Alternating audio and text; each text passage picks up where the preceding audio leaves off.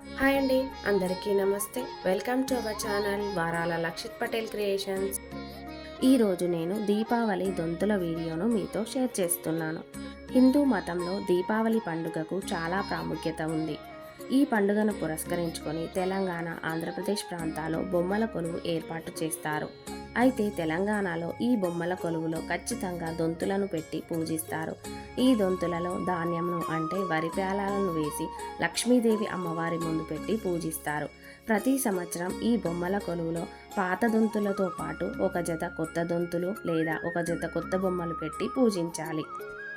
ఇంట్లో ఉన్న అన్ని బొమ్మలను శుభ్రంగా కడిగి తుడిచి లక్ష్మీదేవి అమ్మవారి ముందు పెట్టి దొంతులలో పేలాలు వేసి పసుపుతో గౌరమ్మను చేసి అమ్మవారికి దీపం, ధూపం, నైవేద్యము సమర్పిస్తాము.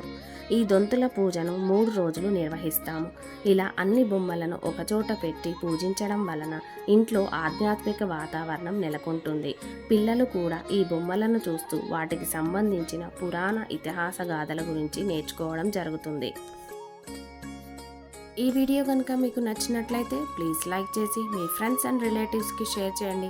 మరిన్ని ఇంట్రెస్టింగ్ వీడియోస్ కోసం మా ఛానల్ని సబ్స్క్రైబ్ చేసుకోండి.